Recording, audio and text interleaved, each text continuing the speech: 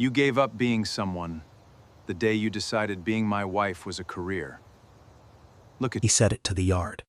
20 people stood scattered across the patio, wine glasses catching the tossy paper lanterns strung between the oak trees for their 15th anniversary. Nobody moved. Vanessa stood beside him in a dress Monique had never seen, her hand resting on his arm like she'd been standing there for years, not months. Trevor tapped his glass with a fork anyway, out of habit, the way he always opened a toast. 15 years. He raised the glass toward Monique without looking at her. And in 15 years, you never once built anything. You just occupied space next to something I built. Nobody at the table set their drink down. Nobody picked one up either. Patrice Combs, standing closest to the porch steps, had known Monique since college. She would tell people later that she almost said something. She didn't. She stood there with her wine going warm in her hand and watched her best friend take it, the same way everyone else did. He turned toward Vanessa, gestured with the same hand still holding the glass.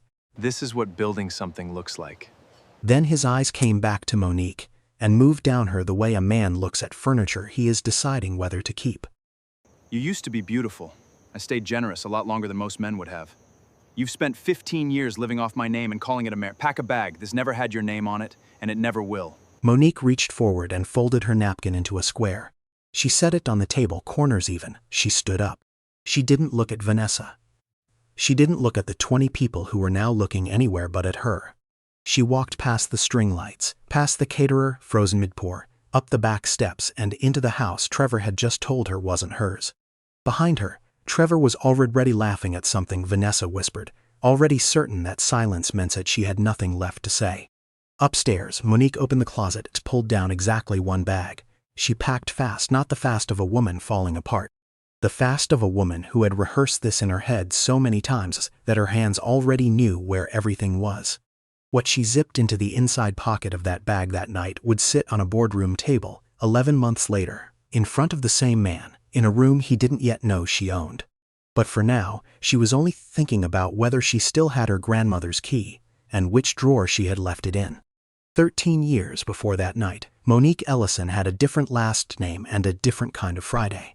At 26, she was the youngest vice president of acquisitions in the history of Ellison House Hotels, a 9-property boutique group her grandmother Vivian had built, starting with a single guest house on South Tryon Street.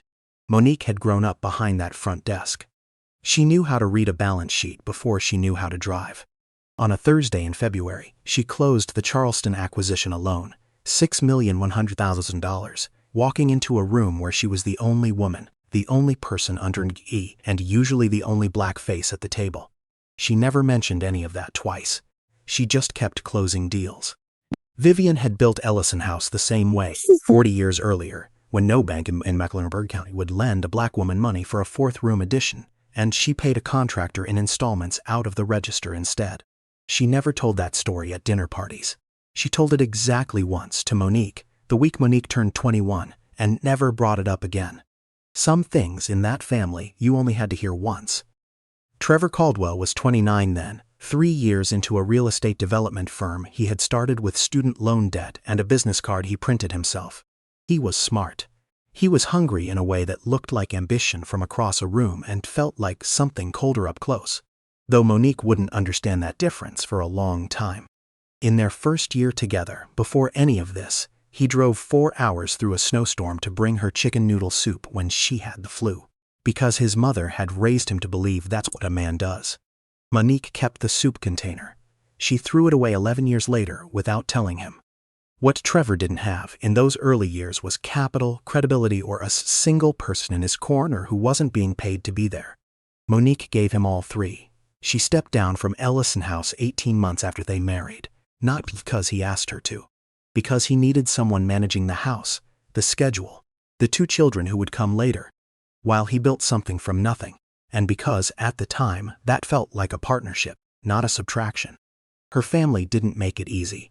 Her aunts asked, more than once, over Sunday dinner after service at First Baptist on Beatty's Ford Road, why a girl with a degree from Wake Forest was folding some man's laundry. Monique learned to answer that question in 2 different voices. The warm, patient one she used at church, and the flatter, faster one she used with her grandmother, who never asked it at all. Her grandmother didn't argue with the decision. She just handed Monique a key the day she cleared out her office. It was brass old, the kind hotels stopped using decades ago, stamped with the number 114. It had belonged to the first room Vivian ever rented out, back when the guest house had 4 rooms total and a hand-painted sign out front. The same property that would grow over 3 shades into the flagship of the group. The Ellison House, Charlotte, 11 stories of the kind of quiet money that never needs to raise its voice. "This house will always let you back in the front door, Monique," her grandmother said, pressing the key into her palm with both hands. "Even the ones you build for someone else." Monique put the key in a wooden box with her stock certificates and a law school acceptance letter she never used, and she didn't take it out again for 6 years. She didn't disappear from the work either. She read every acquisition contract Trevor signed for the next decade, at the kitchen table, after the kids were asleep, catching a miscalculated cap word here, a bad lease clause there. He called it double-checking his math for fun. Nobody's name went on those corrections but his. 4 times a year, Monique put on a gray suit and drove downtown for what she told Trevor were lunches with her sorority sisters. They were board meetings. She chaired them. Trevor never once asked why lunch took 4 hours and required a leather portfolio.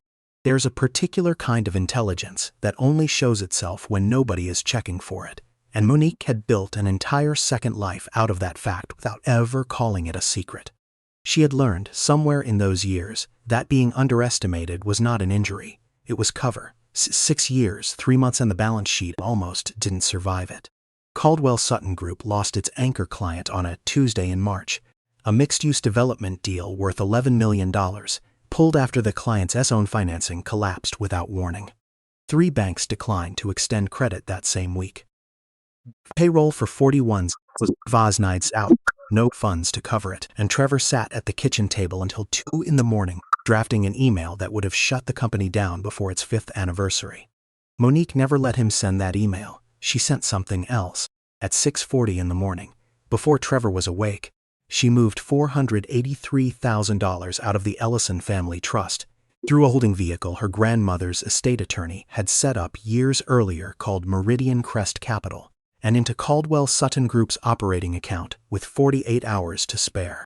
Trevor signed the funding paperwork that afternoon, exhausted and grateful, looking at a term sheet with an investor name he didn't recognize and never asked about twice. Meridian Crest Capital held its position as convertible preferred equity, the kind of instrument that shows up on a cap table as a percentage and a letter, never a face. Trevor read the term sheet exactly once, the day he signed it, too relieved to read past the only number that mattered to him that week, the number of days until payroll cleared. Nobody at his company ever pulled that document out of the file room again. He told people later that a private equity contact had come through for him. He believed it. He had no reason not to. A man rarely questions the hand that catches him. He only remembers that he landed on his feet. What he never noticed, what nobody at that dinner table would have believed, call his watum of a woman who never believed anything, was that his own signature was sitting 3 drawers away from where Monique kept her grandmother's key, in a folder with her name on the trust documents behind it. Terrence Boyd, the Ellison family's attorney for 31 years, called the house twice a year to review the trust. Trevor picked up exactly once, heard the words quarterly filing and family holdings, and handed the phone back to Monique without asking a single question. "Your mother's charity stuff," he called it, and went back to his spreadsheet. Ellison Family Holdings still carried Monique's maiden name on every filing, the way it had since before she married. Nobody at Caldwell Sutton Group had ever connected the woman who dropped off dry cleaning near the office to the chairwoman whose signature had quietly kept the company alive. If you believe a woman who quietly saved someone else's entire future deserved to have her name on it, just type dignity below. That's all I need. Monique never corrected him. Not because she was hiding something out of fear. Because somewhere in those 6 years, she had expecting him to ask the right questions and started keeping records for the day someone finally would. She still had the key. It moved with her from house to house, box to box, drawer to drawer, and on the night of their 15th anniversary, it was sitting in the same wooden box it had been in for 13 years, 3 rooms away from where Trevor was telling 20 people she had never built anything in her life. She left that night with 1 bag, and she did not come back for the rest of it. Patrice picked her up 2 blocks from the house at 11:40 that night, engine running, no questions asked yet. Monique sat in the passenger seat with the bag on her lap and her phone face down in the cup holder, and for 6 minutes neither of them said a word. Patrice finally broke it. "You want to talk about it? Not tonight." She didn't cry in the car. She didn't cry at Patrice's kitchen table either, where she sat until 2 in the morning making a list on a legal pad, not of grievances but of logistics. School pickup, Malik's inhaler refill, the name of Nia's orthodontist, the kind of list a person makes when they have already decided the next 90 days matter more than the last 15 years. By sunrise, the list had a second page. Patrice found it folded next to the coffee maker and didn't say anything about how neat the handwriting still was. Trevor filed for divorce 11 days later. His lawyer called it an amicable and expedite separation in the paperwork. What it actually was, according to the lawyer's own words to a colleague on a call he didn't realize Patrice could hear through a shared office wall, was simpler than that. "She signed everything in 6 days, the lawyer said, laughing a little. "No pushback on the settlement number. Guy got lucky." Trevor believed that too. He told his mother on the phone that Monique had finally been reasonable about something. He told 2 of his business partners that the whole thing had gone smoother than expected, considering. Nobody him asked why a woman who had run his household budget for 13 years signed a financial settlement without once asking to see a full accounting of the marital estate. At church that Sunday, 2 women Monique had known for a decade cornered her by the coffee urn to ask, gently, whether she was doing all right considering everything. She told them she was fine. She was already thinking about the Meridian filings by the time she reached her car, and she hated a little how easily those 2 things could sit in her chest at the same time. The truth was simpler than luck and colder than reasonable. Some nights that first month after Nia and Malik were asleep, Monique sat alone at the kitchen table with the brass key from the wooden box turned over once, twice, 3 times between her fingers, not out of nostalgia but out of habit. The way a person checks a lock they already know is secure. She never let herself sit with it longer than that. She put it back in the box, closed the drawer, and went back to the folders. Monique wanted primary custody of Nia and Malik more than she wanted a fight over furniture and a company he still believed was entirely his. She got the custody. She signed the rest fast on purpose because a fast signature was the kind of thing nobody goes back and re-examines a year later. A contested divorce gets audited. A quick one gets filed and forgotten. Nobody's lawyer went looking for Ellison family holdings in a settlement nobody thought was worth investigating. 3 weeks after the anniversary party, Vanessa moved into the townhouse Trevor kept near his office, the one he used to call his thinking space before Monique understood what that meant. 3 weeks after that, Vanessa had a title at Caldwell Sutton Group, Director of Client Relations, a role that hadn't existed the month before. A junior associate named Priya mentioned it once at lunch, careful and quiet, to a coworker. Nobody remembered a posting for that job, or an interview, or anything except an email announcing it on a Monday morning. Nobody in the office asked twice. One of them, a facilities coordinator named Odell, who had worked there 9 years, mentioned to no one in particular that the new director's parking spot to belong to someone in accounting, who did then say. He didn't say it twice either. People rarely do when the person handing out titles owns the building. Patrice came by the apartment Monique had rented on the east side of town, a modest 2-bedroom above a dry cleaner, expecting to find her friend somewhere between wrecked and pretending not to be. She found Monique instead sitting cross-legged on the floor, surrounded by manila folders in neat labeled stacks, a legal pad balanced on one knee. "You're supposed to be falling apart right now," Patrice said. "I brought wine for falling apart. Pour it anyway." Monique didn't look up from the folder in her hands. "I'm falling apart, I'm filing." Patrice sat down anyway, poured 2 glasses, and didn't ask what was in the folders. She had known Monique long enough to understand that some questions get answered on their own schedule, and pushing early only closes the door faster. She noticed the labels, though, dates going back years. A tab that just said board, another that said Meridian, a third with nothing written on it at all, which somehow unsettled her more than the ones that were labeled. She didn't say anything about it. Not that night. What Patrice did notice, and would think about often in the months ahead, was how Monique moved through those weeks. Not slow with grief, not frantic with anger. Steady the way a person moves when they've already rehearsed the next several steps and are simply walking through them in order.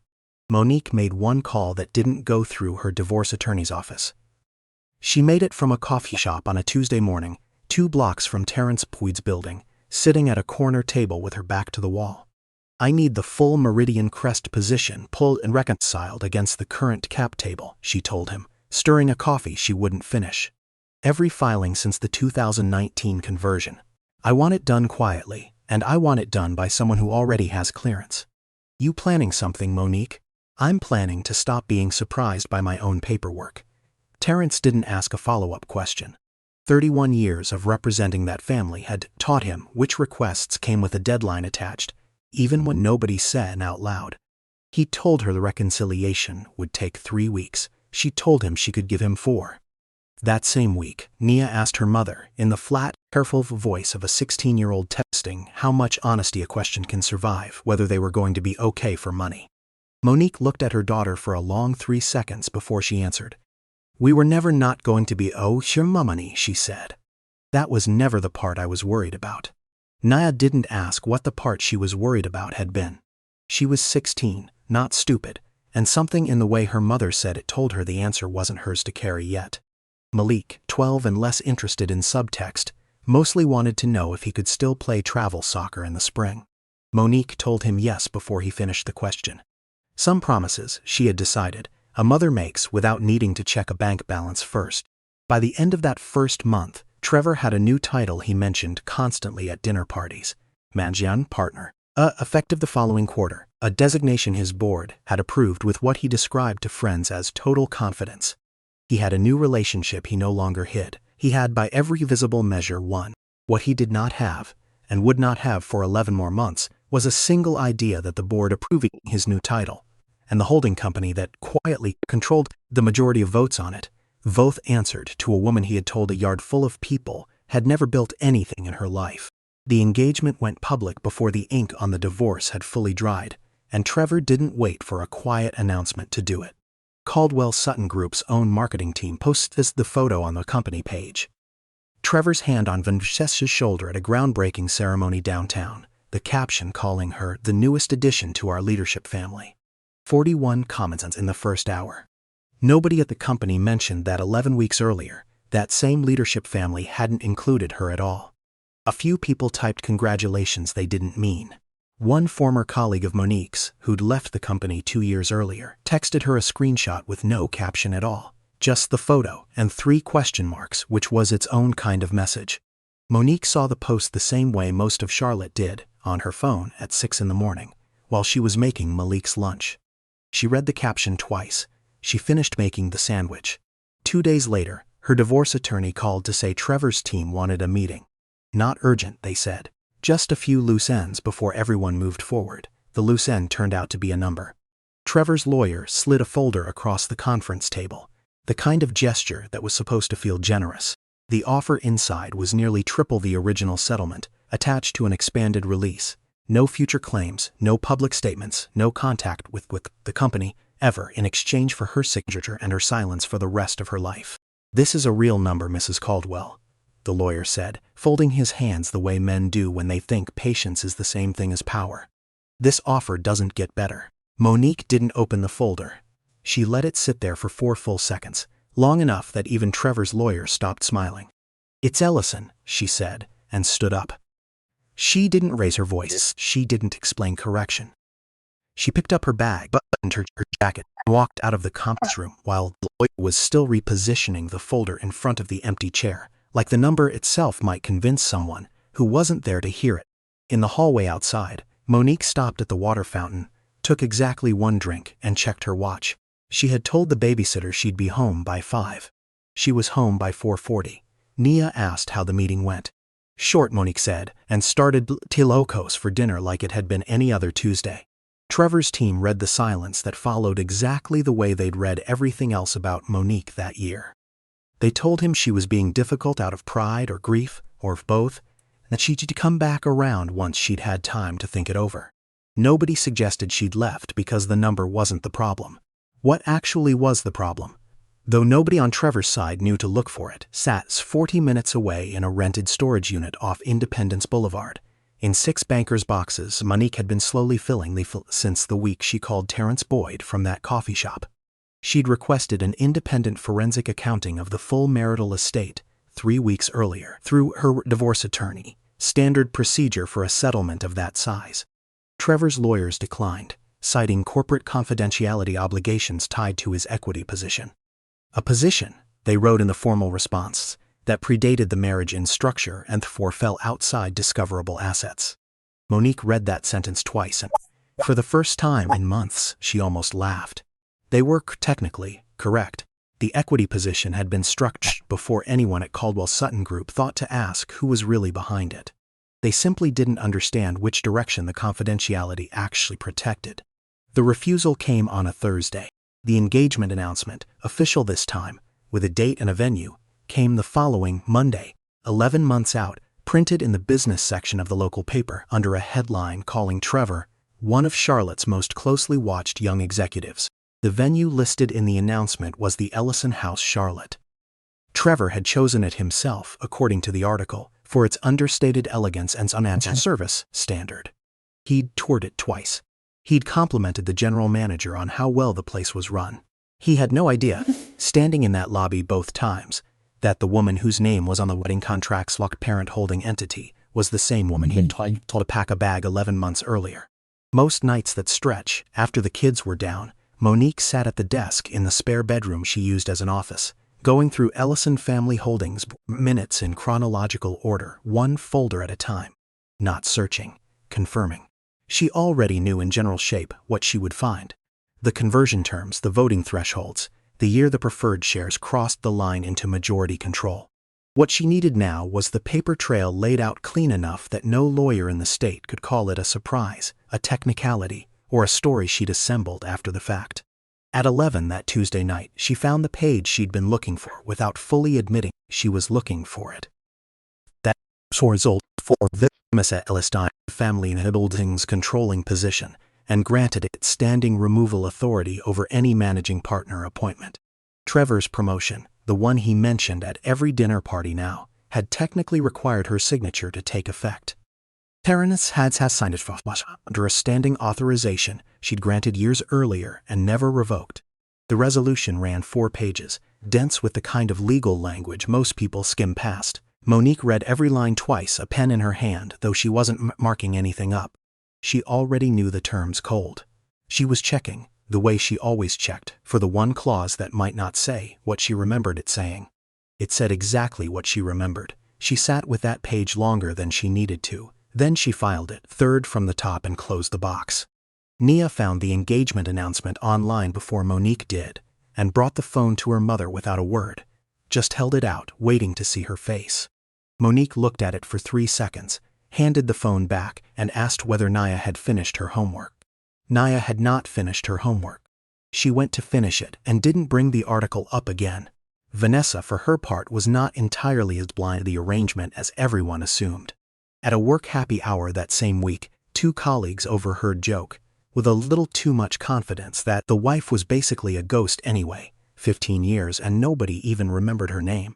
She said it like a punchline. Nobody laughed the way she expected. What most of them didn't know, and what Vanessa rarely mentioned even to close friends, was that she'd known Trevor was married for 4 months before anything started between them. She'd told herself, at the time, that a marriage that quiet couldn't have mattered much to begin with.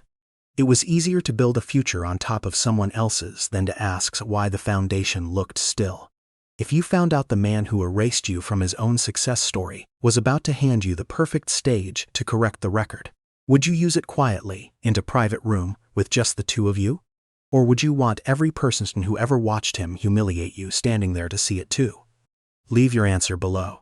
By the time the invitations went out, Trevor had a wedding venue, a title, and a story he told at every industry dinner about building something out of nothing.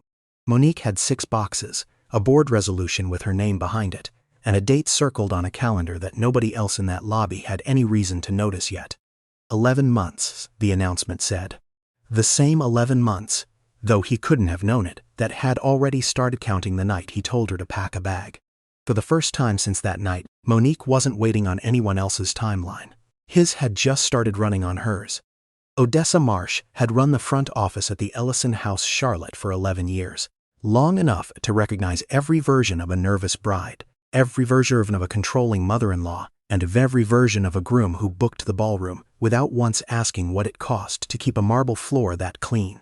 She did not recognize, at first, the name on the contract that came across her desk that Thursday, Caldwell. It took her until the deposit greeted connected to the woman whose name still sat quietly atop the ownership documents in the safe 2 floors above her office.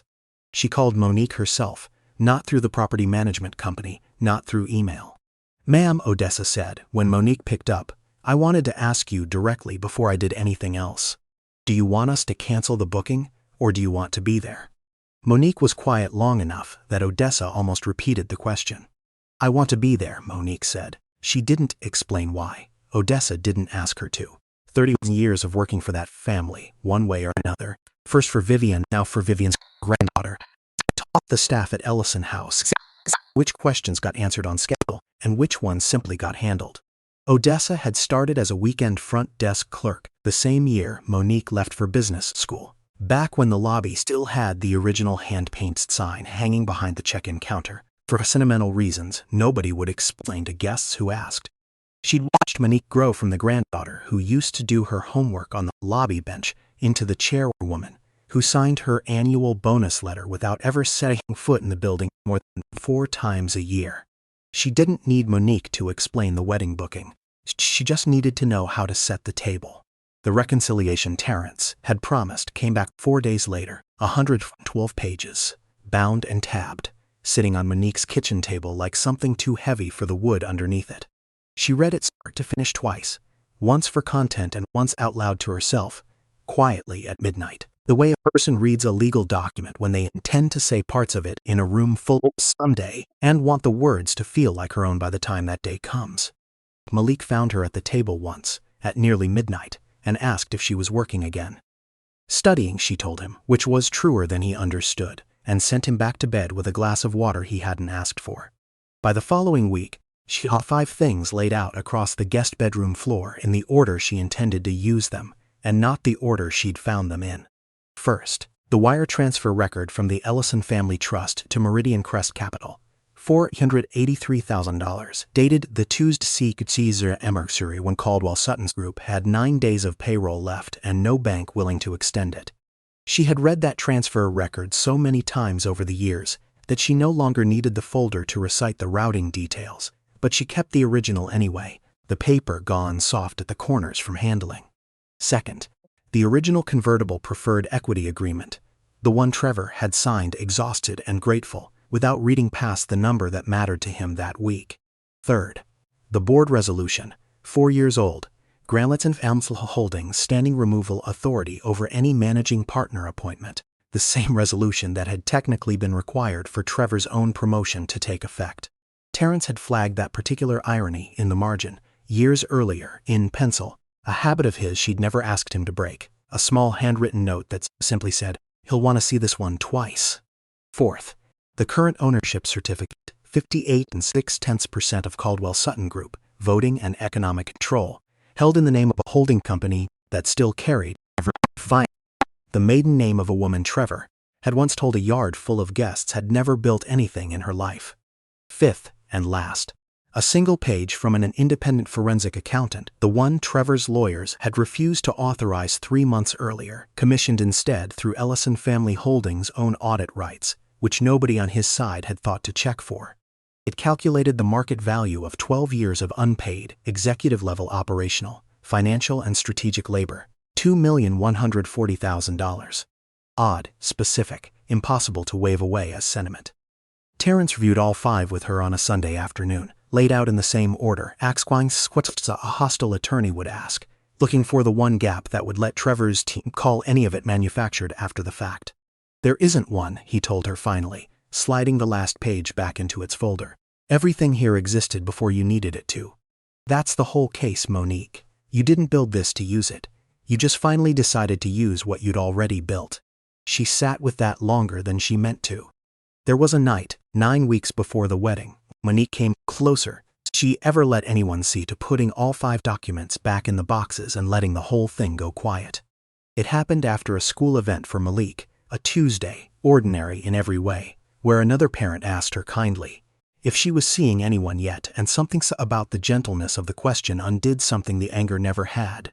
She sat in her car, in the school parking lot for 11 minutes without starting the engine. It would be so much simpler, she thought, to take the settlement, take her sons and her daughter, take the life she was already quietly rebuilding, and let Trevor Vore have his wedding, his title, his story, about building something out of nothing. In a version of the world where she never walked back through a door he'd told her didn't have her name on it. Simpler did not mean better. She knew that, but sitting alone in a parking lot at 7 in the evening, with no one watching and nothing to prove to anyone in that moment, simpler had its own kind of pull. She thought about her grandmother, who had never once, in 40 years of building something out of a single rented room, gotten to choose the easy version of anything. She thought about Nia, 16, and watching every single thing her mother did or didn't do, filing it away the way daughters do, whether or not anyone asks them to. She thought, for exactly as long as she allowed herself about how tired the last 11 months had made her, and how much quieter the next 11 could be if she simply let this one thing go. She let herself feel the pull for exactly as long as it took Malik to text her from the school steps asking where she was. She started the car. She never mentioned that 11 minutes to anyone. Not Patrice, not Terrence. It went nowhere in the folders, nowhere in the case. It simply happened, the way private things happen to people who have decided, mostly, not to have them anymore. Patrice learned the full shape of it on a Sunday afternoon, 4 weeks before the wedding. When Monique finally opened the third folder, the one labeled with nothing at all, set it in front of her on the kitchen table without a word of introduction. Patrice read for 11 minutes without saying anything. When she finished, she closed the folder, pressed both hands flat on top of it, and looked at her and the way people look at someone they thought they already knew completely. "You've had this the whole time." "I've had this since before the wedding was even an idea," Monique said. "I've had most of it since before the marriage started falling apart. I just didn't have a reason to use it yet. And now you do. Now I have a date on a calendar and a room full of witnesses." That's not the same as a reason, but it's the first time the two have lined up. Patrice didn't ask why she hadn't said anything sooner. She thought about all those weeks of folders on the apartment floor, the tab that said nothing at all, the calm that never once looked like grief because it had never actually been grief to begin with. She poured them both a second glass of wine, and this time she didn't bring any for falling apart. 3 weeks before the wedding, she stood in front of the mirror in her bedroom, trying on a navy suit she'd bought for the occasion. Not the occasion Trevor thought was coming, but a boardroom occasion, the only kind of event that suit had ever been designed for.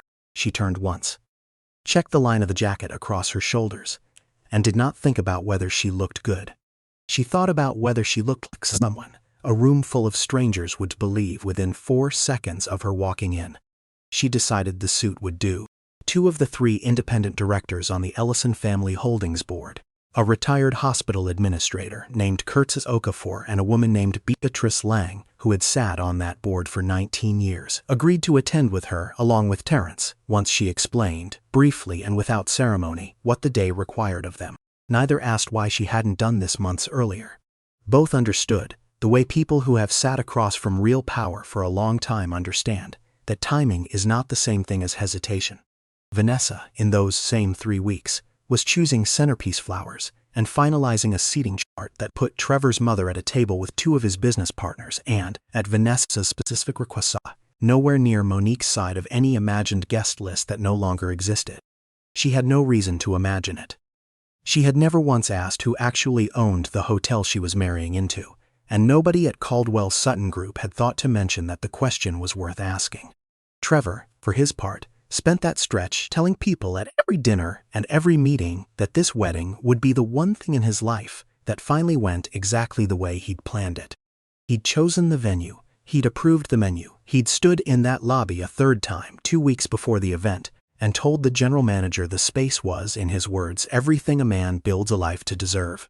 Odessa had smiled at him that day, the professional smile the job required, and said nothing at all about who he was actually standing in front of. 3 cars came up the circular drive at the Ellison House, Charlotte, at 11 minutes past 4, black matched, unremarkable except for how quietly they moved. Valet staff who had worked 100 weddings, that ballroom had never once had to think twice about where to park a guest's car. They thought twice about these. A valet named Marcus, 19 years old and 2 months into the job, would tell his manager afterward that something about the Therusmary made him check twice that he'd parked them exactly where the drivers wanted, though none of the drivers had said a word to him beyond thank you. Monique stepped out first in the navy suit. Terence followed. Then Curtis Okafor and Beatrice Lang, both in the kind of understated formal wear that photographs as money without announcing itself. Odessa met them at the side entrance, said nothing beyond, "This way, ma'am," and walked them through a service corridor that put them at the back of the ballroom without passing a single guest. The ceremony was already 40 minutes in. String quartet, 200 white folding chairs, Trevor at the front in a charcoal suit he'd had tailored twice. Vanessa coming down the aisle in a dress that had cost more than Monique's first year of salary at Ellison House. Patrice sat near the back, on the side that used to be Trevor's family's, having arrived an hour earlier for exactly this reason and told no one why. Monique did not walk down the aisle. She stood at the back with the others near the doors and waited. She counted the minutes the way she'd counted everything else that year. Not with dread, and not with satisfaction, but with the specific patience of someone who had already decided the outcome and was simply waiting for the room to catch up to it. The officiant reached the part of the ceremony almost nobody expects to matter. If anyone here has any reason why this couple should not be joined together, speak now or forever hold your peace. It is, in most weddings, a formality. 200 people usually treat it as a pause for the string quartet to catch its breath. "I have a reason," Monique said. She did not raise her voice, she did not need to. The room was small enough and quiet enough in that particular second that every word carried on its own. 200 heads turned at once. Trevor's did not turn as fast as the rest. For one full second, he looked at the aisle in front of him before he understood the voice had come from behind it. Someone near the middle rows dropped a program. Nobody bent to pick it up. In the third row, Trevor's mother put a hand flat against her own chest, not dramatically, just quickly, the way people do when they need to feel their own heartbeat to trust it's still keeping time. Monique walked forward, unhurried, the same pace she'd used walking away from a folder in a conference room 11 months earlier. Terence, the Ellison Family Holdings Board, ratified the removal in 4 business days. One day inside the window, Monique had stated at the wedding. The vote was unanimous. It required exactly 1 page of minutes. Caldwell Sutton grew out they changed the following Monday in a 2-sentence press release that didn't use the word fired, though everyone who read it understood exactly what it meant. An interim managing partner, a longtime operations director named Felix Renner, was named the same day. He'd worked at the company for 11 years and had never once met the majority shareholder in person. He met her briefly by phone the following week. The call lasted 6 minutes. Priya, the junior associate who'd once wondered aloud where Vanessa's title had come from, sent a single text to Odell in facilities that read only, "Guess we know now." He didn't reply. He didn't need to. Vanessa's title disappeared from the org chart 9 days after that. Nobody framed it as a moral reckoning, and Vanessa herself never once described it that way to the 2 friends she still spoke to. The board's outside counsel had reviewed every appointment made in the prior 18 months as part of the standard leadership transition, and a director of client relations role created out a posting, an interview, or a job description didn't survive the review. She was offered a severance package, standard terms, and she took it within 48 hours. She didn't ask to appeal it, and she didn't ask why the review had happened right then, 3 weeks after a wedding that never finished. Some questions, she'd learned fast in Charlotte, answer themselves if you wait long enough not to ask them. She moved out of the townhouse 3 weeks later. She left for a cousin's spare room in Raleigh, and told people, when she told them anything at all, that Charlotte wasn't working out. She never mentioned Trevor's name in the same sentence as the reason. She didn't need to. Most people who asked already had a guess. Trevor kept the townhouse. He kept very little else that mattered to him by any measure he'd used to measure things before. The dinner party story he'd told for months, about building something out of nothing, stopped being a story anyone asked him to repeat. He came into the office one last time, 3 weeks after the wedding, on a Thursday afternoon when most of the floor had already left for the day. Security still let him in. Nobody had thought to change that yet. And he sat at the desk that wasn't officially his desk anymore, in front of a monitor that still remembered his password. There was one email waiting in the account HR hadn't yet deactivated. Formal termination of employment, effective immediately. Standard legal language, the kind every company keeps on file for exactly this purpose. He read it once, the way a man reads something assuming he'll find the part that doesn't apply to him. He read it a second time, slower. Somewhere in the third read, his eyes stopped moving down the page and settled at the bottom, on the signature block beneath the legal department's name. 2 lines, a title, and under it the electronic signature required for board-level personnel actions of this kind, the kind of line most people scroll past without registering at all. M. Ellison, Chair.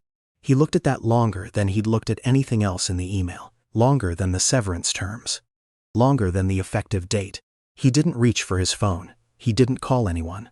He sat very still, one hand flat on the desk, and read 4 words that it had apparently been sitting somewhere in his life, unnoticed, for longer than he could now easily calculate. He did not cry. He did not say her name out loud. He closed the laptop, slower than the motion it required. As Spat a starkalt for a while after Jorn had already gone black for it. After a person sits in a room after they've heard something they can't yet find the right size box to put away in. Nobody walked past the glass wall of that office to see him do it. There was no one left on the floor to see anything at all. Monique was not there to see it. She had not thought about him at all that Thursday. She'd spent the afternoon at Malik's soccer practice, standing at the fence with Patrice, arguing cheerfully about whether the referee had missed an offside call in the second half. Her win did not require his reaction to be complete. It had been complete 3 weeks earlier in a ballroom in front of 200 witnesses, the moment she set down the 4th folder. What happened in that office on a Thursday afternoon, alone, belonged to Trevor now, the same way the $483,000 had been his version of him who never thought to ask where it came from. He would carry the weight of that signature line privately, without an audience, without forgiveness, and without a single person left in the room to tell him whether that was justice or Consul Simplic arriving on schedule. The office stayed dark around him for 11 more minutes before the motion sensor lights, unable to tell the difference between a man thinking and an empty room, finally shut themselves off completely. 6 months later, the lobby of the Ellison house Charlotte still smelled the way it had smelled since Monique was a girl doing homework on the bench by the door. Lemon polish over old wood, the kind of smell no renovation had ever been allowed to replace. Nia stood at the front desk in a blazer she'd bought herself, 16 and a half now, badge clipped to her lapel, front office siren. She'd asked for the position herself in writing, through the same formal application process every other candidate used. Monique had recused herself from the interview panel entirely. Nia got the internship on her own file, and she knew it, and that had mattered to both of them more than either one said out loud. Monique found her at the end of her first shift, going through the checkout procedure one more time with a manager twice her age who kept telling her she already had it down.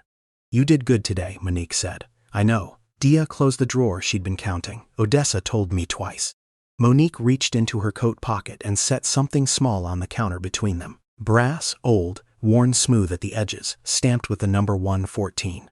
Nia picked it up, turned it once in her fingers. "Is this the key to our room? It's the key to everything." She didn't explain it further than that. Nia didn't ask her to. There are things, in that family, you only have to hear once. The same way Vivian had said it to a 19-year-old Monique clearing out an office. The same way that sentence had traveled 2 generations without ever needing a footnote. Malik was waiting by the door with his soccer bag, unimpressed by ceremony the way 12-year-olds are unimpressed by most things that don't involve a ball. "Can we go, or is this a whole moment?" "We can go," Monique said. She walked her children out through the same front doors her grandmother had they've brick the 40 years earlier, back when there were 4 rooms and a hand-painted sign and no bank in the county willing to bet on any of it. The doorman said goodnight. Monique said it back. In the car, Nia turned the key over once more in her palm before slipping it into the zipper pocket of her bag. The same pocket, though she didn't know it yet, where she'd keep every set of keys that ever mattered to her for the rest of her life. Monique pulled out of the circular drive and didn't look back at the building in the rearview mirror. She didn't need to. It had never once in 13 years stopped being hers to look forward to.